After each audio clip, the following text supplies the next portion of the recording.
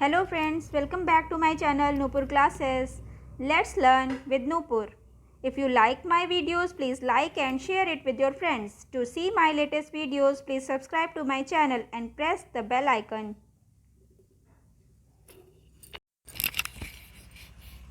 Hello friends, welcome back to my channel Nupur classes.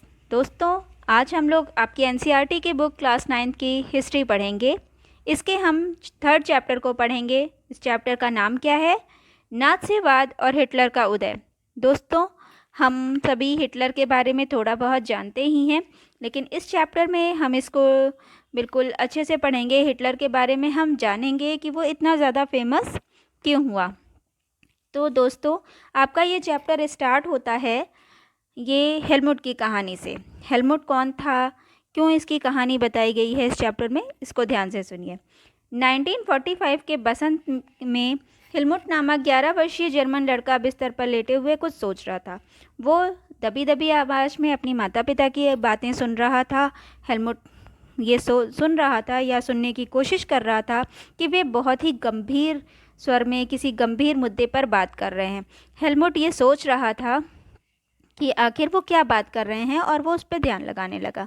Helmut के जो पिता थे वो जाने माने चिकित्सक थे और वे अपनी पत्नी से इस बारे में बात कर रहे थे कि उन्हें अपने पूरे परिवार को ख़त्म कर देना चाहिए या फिर उन्हें स्वयं अकेले ही आत्महत्या कर लेनी चाहिए, क्योंकि उन्हें अब अपना भविष्य जो था वो सुरक्षित नहीं दिखाई दे रहा था। अब वो ये भी बात कर रहे थे कि अब मित्र राष्ट्र उनके साथ वैसा बर्ताव करेंगे जैसा कि उन्होंने अपाहिजों और यहूदियों के साथ किया था। अगले दिन वे हेलमुट को लेकर बाग में गए। यह आखिरी मौका था जब हेलमुट अपने माता पिता के साथ बाग में गया था, क्योंकि उसके बाद बहुत पुराने उसके बाद हेलमुट अपने माता पिता के साथ कभी भी बाग में नहीं जा सका। क्योंकि अगले ही दिन उसके पिता ने अपने दफ्तर में खुद को गोली मार ली थी और उनकी जो वर्दी थी उसको घर के ही अलाव में जला दिया गया था। हेलमुट ने जो कुछ देखा सुना उसका उसके दिमाग पर बहुत ही बुरा असर पड़ा और इस सदमे के कारण वो अपने घर में 9 साल तक घर में कुछ भी नहीं खा पाया, क्योंकि उसे यह डर था कि कहीं ऐसा ना हो कि उसे भी जहर दे दिया जाए। दोस्तों, यहाँ पर आप एक फिगर देख रहे हैं। ये चित्र जो है ये किसका है? हिटलर का। यहाँ पर एक बात और कही गई है, मित्र राष्ट्र। ये मित्र राष्ट्र क्या है, पहले हमें इसको समझना होगा कि आखिर मित्र राष्ट्र ने ऐसा मित्र राष्ट्र कौन थे जिसके लिए वो डरे हुए थे कि उनके साथ ये भी ऐसा बर्ताव करेंगे जैसा कि उन्होंने अपाहिजों और यहूदियों के साथ किया था। मित्र राष्ट्र में आप देखेंगे कि यहाँ पर लिखा है, आपकी बुक में ही दिया हुआ है, मित्र राष्ट्र एक नया शब्द है। मित्र राष्ट्रों का नेतृत्व शुरू में ब्रिटेन और फ्रांस के हाथों में था। 1941 में सोवियत संघ और अमेरिका भी इस गठबंधन में शामिल हो गए थे। उन्होंने धुरी शक्तियों यानी जर्मनी, इटली और जापान का मिलकर सामना किया था।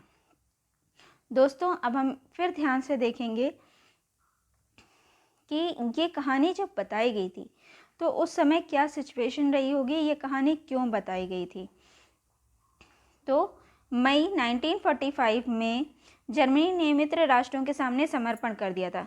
हिटलर को यह अंदाज़ा हो चुका था कि उसकी लड़ाई का क्या हश्र होने वाला है। इसलिए हिटलर और उसके प्रचार मंत्री ग्लोबल्स ने बर्लिन के एक बंकर में पूरे परिवार के साथ अप्रैल में ही आत्महत्या कर ली थी। युद्ध खत्म होने के बाद यूरेनबर्ग में एक अंतर्राष्ट्रीय सैनिक अदालत स्थापित की गई।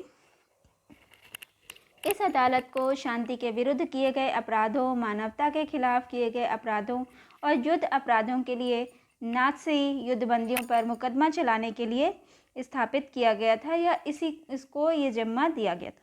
युद्ध के दौरान जर्मनी और ख़ास तौर पर इंसानियत के खिलाफ किए गए अपराधों पर कई नैतिक सवाल खड़े किए गए थे और उनकी बहुत ही निंदा की गई थी।